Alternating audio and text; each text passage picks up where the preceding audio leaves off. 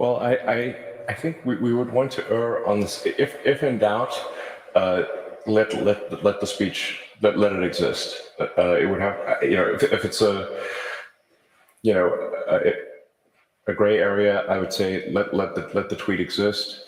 But obviously, in a case where there's perhaps a lot of controversy, that you would not want to necessarily promote that tweet. If so I'm not saying that I have all the answers here, but I do think that we want to be just very reluctant to delete things, and have just be very cautious with permanent bans. Timeouts I think are better than sort of permanent bans, and but just in general, like I said, how it won't be perfect, but I think we wanted to really have, like I said, the perception and reality that speech is as free as reasonably possible.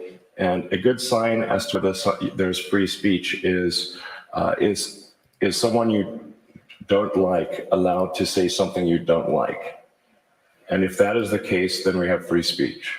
And it's damn annoying when someone you don't like says something you don't like. That is a sign of a healthy, functioning, free speech situation. It is Friday, Good Friday, April 15th, 7:03 a.m. My name's Frankie Olivo, and this is Good Morning Brownsville. Good morning, Frankie. Looking forward to a great show. Hey, good morning, Luis. Happy Friday. I hope you have a good weekend, and thank you so much for stopping by. Politics runs deep in South Texas. A U.S. rep just was told that he's no longer being investigated by the feds. Here in the border, we have seen how Governor Abbott's recent inspection mandates have caused a stir. Well, now the cartel is involved. What does that mean for us here in the border? Russia has stated that they will use nuclear threat if Finland or Sweden joins NATO. Should we be scared of another Hiroshima? And PAPI Musk, he did put in an offer for Twitter. What does that mean for free speech for the world? And again, it is Good Friday, guys. We are expecting a lot of individuals traveling to the island. We have seen it. According to my island sources, the Cabrera boys, they have seen an increase in traffic because of spring break and Semana Santa. It should be a good hot weekend, partly sunny and warm today for the city of Brownsville. It will be 88 degrees. Harlingen is looking at a cool 91. South Padre Island, the Cabrera boys, is at 75 degrees. And again, perfect weather for the beach, perfect weather for enjoying this Semana Santa weekend. Now, politics. As we all know, politics is cutthroat. I had the privilege of running a campaign in November 2020 election, and it was great. One thing that I enjoyed was meeting new people, different ideas, people reaching out to me, being part of a movement. For me, in particular, that is something that I will carry with me forever. The joy of being part of a movement. Well, as we all know, there is a beauty in politics, but at the same time, it is very cutthroat. We have seen how, one day you're my friend, the next day you're not. Well, we have seen this play out in Washington. And as we all know, the House of Cards, for anybody that has watched that show on Netflix, if you haven't, I suggest you check it out. But the House of Cards in Washington, I need you today. Who are you tomorrow? That's the life. We have seen how South Texas has been, or how the United States as of late has turned red. There is fear here in South Texas, particularly the city of Brownsville and along the border, that Republican candidates have been making a lot of waves.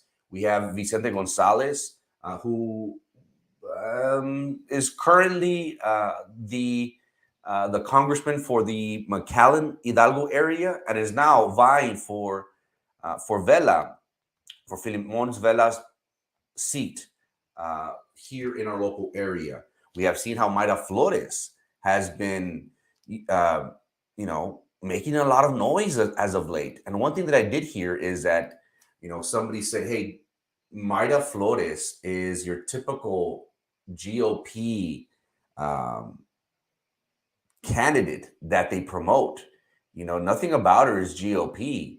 She was born in San Benito, but that's for another story. But what I do want to convey to my community is that politics is very fierce. We have an election coming up very soon, and we have seen the dynamics of politics. Well, in Laredo, it turned out pretty bad. On the left-hand side, we have Henry Cuellar, who has served since the late 1980s. He previously served as a Secretary of State under then Governor Rick Perry. Many have stated that Cuellar is only a Democrat in name, that whenever it comes time to vote, that he always sides with the Republicans. And that has ticked off a lot of people for many obvious reasons, of course. But one has always stated, how could he be a Democrat, represent a certain group of people in a certain area, but still side with the Republicans and the big money? Many have made that argument. We have seen how he has been part of different committees throughout his 20 plus years in Congress. Well, recently, earlier this year, right before his election against a upcoming immigration attorney by the name of Cisneros, in January, his house was raided by the FBI. And as we all know, once we hear of FBI, oh crap, that's serious. We are not discrediting state court in no way and its law enforcement agencies. But we can agree that whenever we hear those three-letter words, we kind of, look around and we get a little weary. Why? Because they instill fear. Well, right before his election, we heard that his Laredo home by the FBI was raided. Now, you may say, hey, maybe they had their reasons. Maybe, but let's look deep into this. We have the Democrats who are losing ground throughout the United States. The last thing that they would want to see in South Texas is for the region to go to the opposing party. Now, even though Mr. Cuellar, fierce opponent, is a Democrat, and the winner of that race will probably win the seat. But it goes to show how the Democrats themselves, and this is my opinion, the Democrats themselves staged this raid on Congressman Cuellar. Now, let's go back. We have seen the close relationship and the ties that Cisneros, his opponent, has garnered throughout her campaign. And again, she previously ran against Cuellar 4 years ago, if I'm not mistaken, 2 years ago, and she narrowly lost by a few points. Now, AOC has endorsed Ms. Cisneros. Nancy Pelosi has endorsed previously before he was found, innocent. We have seen how many prominent Democrats have supported this young lady, this young woman. Well, would it be far-fetched to say that the own Democrats were the ones that try to sabotage Mr. Cuellar's campaign? And you would say, that would not happen. Have you seen House of Cards? Have you seen how... Good morning, my brother. Have a great day. Thank you for tuning in. Have you seen how ruthless and cutthroat politics is? Do you know how much money is involved in these races, in these campaigns? How much money is offered to these individuals? Hey, Kat. Thank you for tuning in. Good morning, Miss Hilda. Now, is it far-fetched to say that Henry Cuellar's own party staged this? Now, there are many different details. We have not been given the scope of this investigation, but the reasons why he was raided was because of his close relationships with Azerbaijan, and I'm butchering the name of the country, which was part of the old Soviet Union. There was allegations that either his wife, um, his chief of staff used benefits inappropriately. Over $25,000. He did have scholarships to send students, interns to Azerbaijan or Azerbaijan. I'm butchering it. I do apologize. But it is my opinion that the own Democrats of Washington set up their own man. Why? Because he is a Democrat voting as a Republican. And there is a famous saying, if you're not with me, you're against me. And every rulings that Henry Cuellar has made has seen in the bigger picture. You know, there are things that he does side with Democrats, of course, but in the bigger picture, it seems as if Cuellar was just a Democrat in name. Now, many have questioned the timing of the FBI raid on his home, and it raises many questions. You know, was this done deliberately to sabotage his campaign? More than likely. As of right now, he is headed into a runoff with Cisneros. But how will this affect him moving forward? It didn't really affect him in the polls. I believe he did come out on top, but he was still not able to garner or to gain that 50% plus one vote to avoid a runoff. So will a political party sacrifice its own member for the betterment of the party? You best believe it. Politics is cutthroat. Henry Cuellar has been in politics for 30 years, and he, of all people, should know how it goes. In local news, we have been speaking previously about how President Abbott's new mandates and how they've been affecting the state of Texas. We have heard about him already sending buses full of migrants to the steps of Washington to give them the problem. They said, hey, the federal government is dropping off migrants here. Well, we're going to go and do the same. We have seen how the DPS, on orders of Abbott and his administration, have been actively double inspecting traffic that is coming into the United States. We have seen the standstill of traffic of semi-trucks that have been lined up for miles, it seems, and hundreds, if not thousands, of them have been stranded because there is that delay. Business owners, brokers have lost lots of money with these inspections. Well, now the cartel is involved. And whenever the cartel is involved, that's not a good thing. We have seen how in Reynosa, they already started burning semi-trucks. Now, you think that they care about the United States, the Texas economy, and they're worried about us, people that are business owners and they need these products? No, they're more worried about their own product. Of course. Did you see a cute guy scootering across the bridge? No, I saw Batman. I don't know what you're talking about. But going back to this, why is the cartel involved? Because it's affecting their pockets.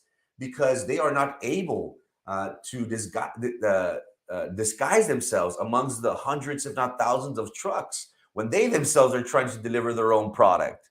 They started burning semi-trucks in the Reynosa area. And this has caused, many Mexican politicians to reach out.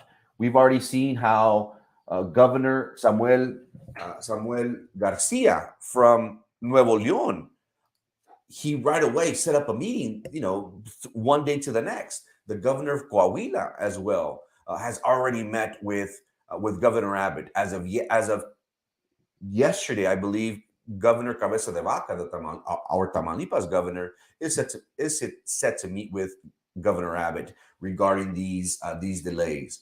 What we have seen from Nuevo León, the Nuevo León governor, is that he himself is taking it upon the Mexican side, the Mexican government, and saying, you know what, Abbott, to avoid you and your troops and your DPS officers working the bridge twice, inspecting twice, I'll do it on my side.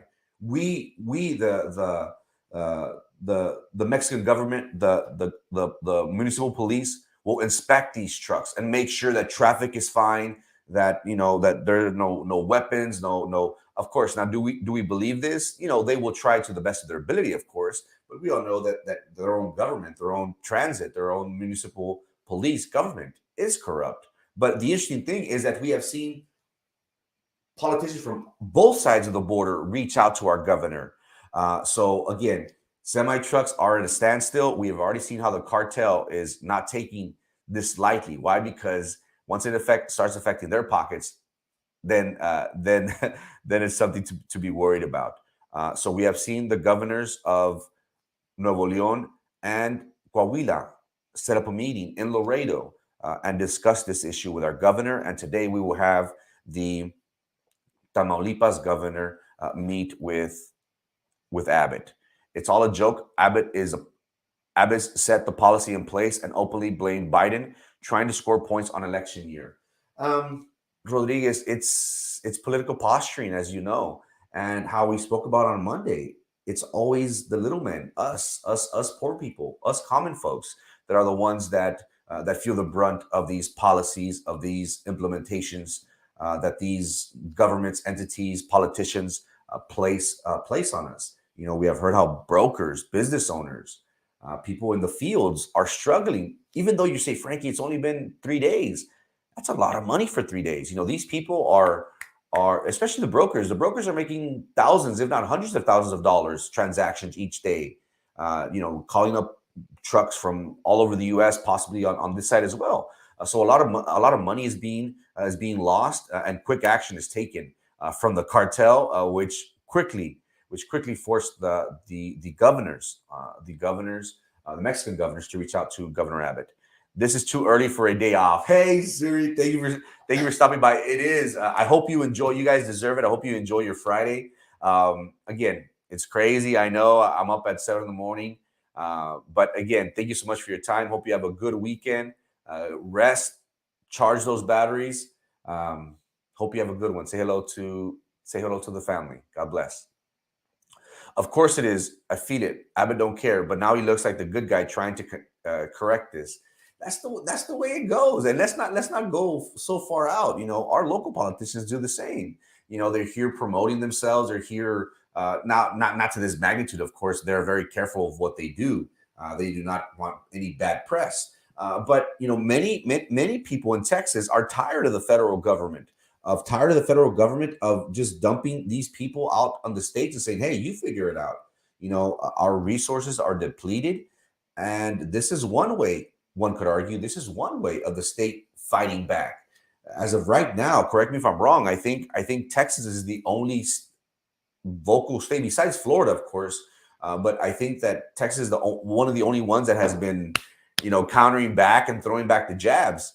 Do I agree with it?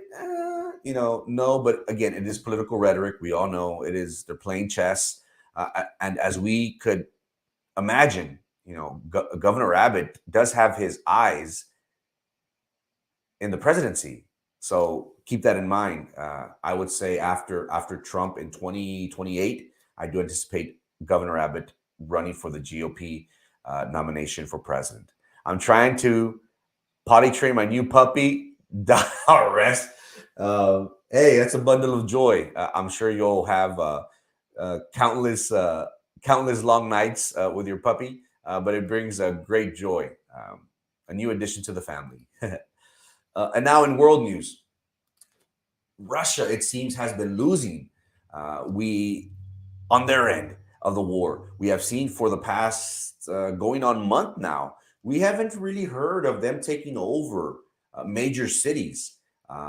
We thought with their artillery and their manpower that they would be able to take over Ukraine, not in days, but within time. We have seen how the world has responded, in particular the United States, and we have funded. I think this is our second or third time that we have sent over $800 billion. This is like the third time that we're arming them with equipment, manpower, guns, money, food, trying to prevent Russia from taking over Ukraine. Well, now we're getting word that Russia is amping things up. and is using nuclear missiles as part of their equation. Now, as we all know, there is NATO and there is the United Nations. These two groups, they try and be the big brother at the table, the police force throughout the world. They are the ones that put you in timeout. Whenever a country does bad, whenever they're not paying their dues, whenever there are human right violations, these two organizations go and investigate, and they are the peacemakers of the world. Well, we have seen how this war has really forced countries to say, hey, pick a side. You're either with us or you're against us. Well, we're starting to see how Finland and Sweden are considering joining NATO, the North Atlantic Treaty Organization. And my opinions on this is they are just gangs. Hey, join my gang. My gang is, we will facilitate the world and bring peace. Same thing with the United Nations. The United Nations is one big gang. One thing that they do a good job at is Interpol. With the drug cartel, they do focus on that. That's up for another discussion of countries, letting cartels get big, entrapping them. But that's a different story. But we have seen how, with the talks of these two countries joining NATO, has really ticked off Russia. And you would say, well, what's the big deal? Who cares? United Nations artillery, yeah, equipment, firearms, food, manpower, a little bit of everything. United Nations suck. I don't like both of them. To me, they're just gangs. That's all there is. But you ask yourselves, Frankie, what's the big deal? Who cares if Sweden or Finland join NATO? Why is Russia ticked off? But again, we're dealing with bullies with egos who, you better choose me and not her. Well, this is the reason why Russia is ticked off. Geographically, look at Sweden and Finland. Finland borders Russia with over, I think, 800 miles, give or take. I want to say around, let's say, 1,000-mile border. So they interact with Russia. And you would say, well, what does that matter? Well, let's look at the bigger picture. This in light green is NATO. Finland, remember, let's look at Finland up here. Finland and Sweden are up here. As of right now, they are the only two. You see this? Sweden, Finland on top. They are the only two in darker green that are not part of NATO. And look at Ukraine. Look where Ukraine sits. So you see why Russia is ticked off, guys? Because the light green, the lime green, all these countries, these are NATO. And they're bringing in Finland and Sweden on the dark green on top. And Russia is pissed. And again, this is all about egos. This is all about who you're going to pick. You're going to pick me, or you're going to pick that fool over there, huh? Oh, you're going to pick that fool over there? Well, I'm going to strap up. That's what Russia's doing. Russia is seeing the world posture and pick sides. And now that they're seeing their neighbors pick a side, and it's not their side, they're saying, uh-oh, things are going to get interesting. And once things of this magnitude happen, nuclear war, nuclear missiles. And as we all know, in the 1945 with Hiroshima, that is the only time that we have seen the atomic bomb, the nuclear warhead, the nuclear missiles be used. Now, could we really survive a nuclear war? We have seen how the devastations of Hiroshima has caused, and some say still causes to this day, on its people. The radiation, many suffer from many underlying conditions just from being born. Hiroshima and Nagasaki. Again, these countries, 80 years after the fact, they're still seeing the ramifications of this atomic bomb. So again, Finland and Sweden, they are in discussion. They are being wined and dined by NATO to join. Why is that important? Because as we previously stated, these countries do border Russia, and Russia is scared that they will be losing their their geographical dominance in that area. And imagine 15 countries going up against you. Now, they are probably the size of Russia, but it's never a good thing. You never want to lose your grip, especially in your hometown. So will weapons of mass destruction be used in the very near future? It is not far-fetched, unfortunately. And now for our feature story. PAPI Musk. PAPI Musk has been in the news as of late. We have heard how him being possibly the first trillionaire. We have seen how successful his companies such as Tesla has and SpaceX have taken over the world as of late. Now space exploration is something that seems a possibility. When 5, 10, 15 years ago, we would thought, commercial space exploration, you're out of here. That's never going to happen. Well, we have seen how he has now turned his attention to social media and one of the biggest platforms, Twitter. He has offered to buy Twitter for $43 billion. And as we showed in the reel when we started the show, he spoke yesterday about this offer. And as of right now, he is the largest individual shareholder with 9.2. I'm sorry, he was just somebody bought 1 or 2% more. So now there's one larger, because again, it's all about control, ladies and gentlemen. Social media platforms, Facebook, Twitter, Snapchat, TikTok. Why are they so famous? Because we're always on them. Now, imagine if I can control a social media platform and I can dictate certain things. Now, we can agree that PAPI Musk is radical. We have heard that he has thrown suggestions such as removing the W from the word Twitter, from creating an edit button. That way individuals are not able to delete their posts and able to, different features such as Facebook. He has also said that he has an idea of creating a Twitter premium that users will be able to pay with Dogecoin. And again, him being a PayPal or having that PayPal background, that has reinforced his quest to create a premium account. But what is the significance of this? What does it matter if one of the world's richest man takes over Twitter? Maybe that's a good thing. And we have seen throughout the news how many people have said, "Oh, if Musk is going to own this, I don't want no part of it." Papi Trump, President Trump, came out, and I believe he made a statement that if Elon Musk were to own Twitter, that he would not return to this social media platform. It's all about control. Look at Jeff Bezos. Jeff Bezos recently bought the Washington Post journal a few years ago. Now, imagine if you're able to control the narrative. Back in history, we said that the winner writes the history. That's why we hear great things about the United States beating England. That's why we hear great things about us defeating Mexico in the Alamo. That's why we always hear about these great leaders and great battles, because they can do nothing wrong.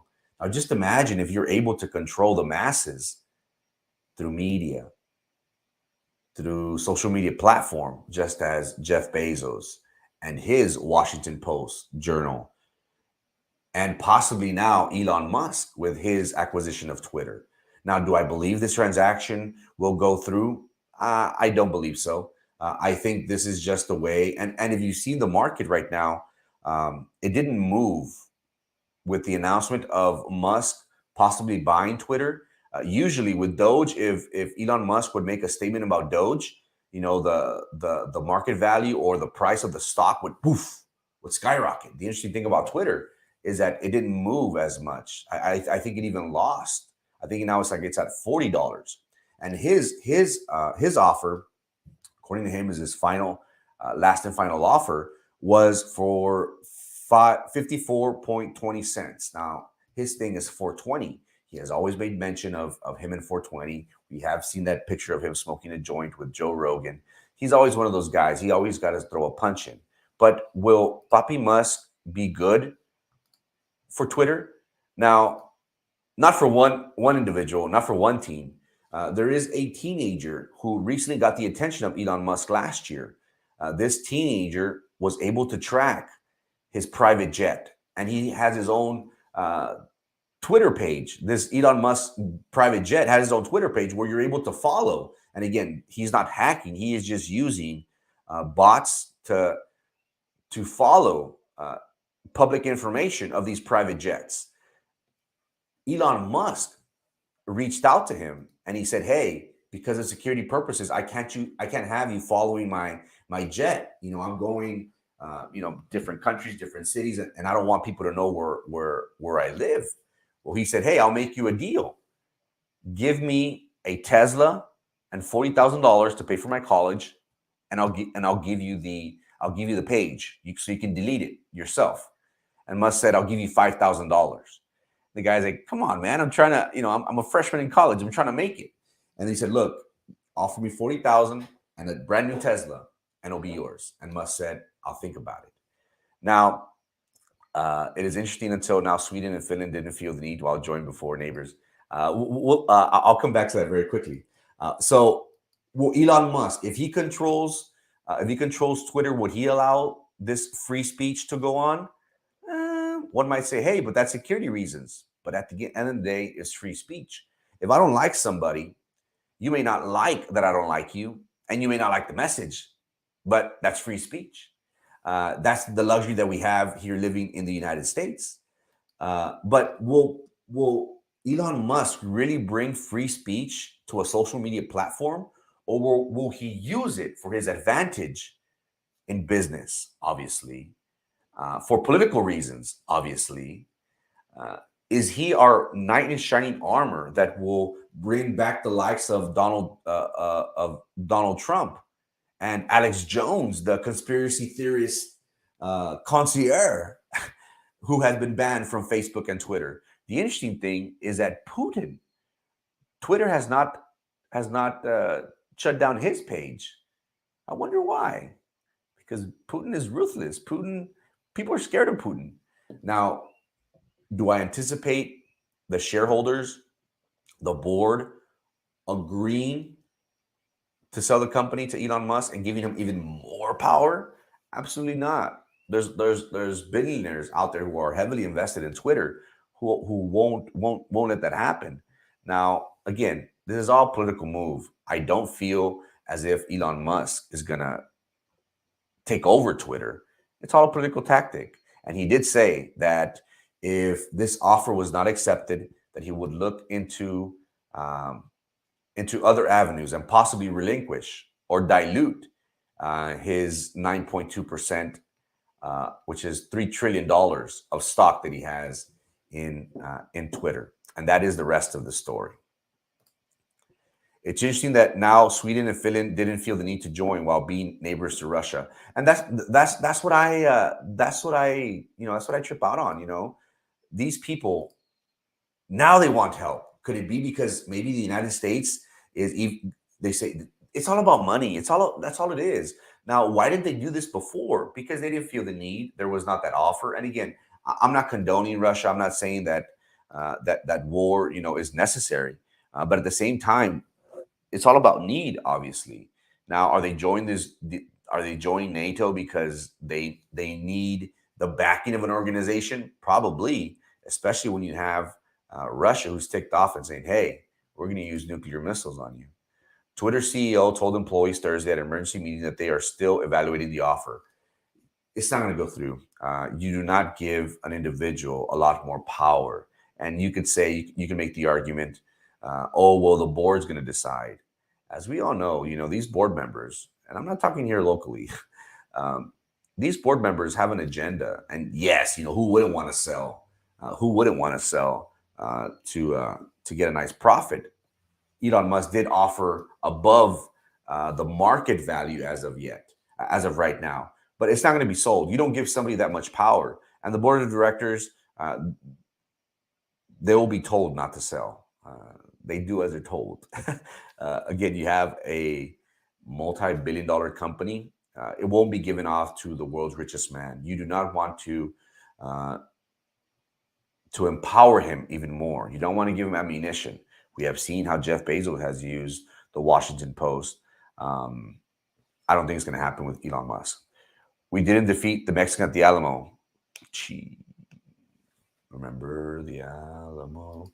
Guys, it is 7:36 a.m. Thank you for your time. Happy Friday. Hope you have I can't even talk. Hope you have a good weekend. Happy Friday. Go to the beach. Have a great day. Bye, guys. God bless.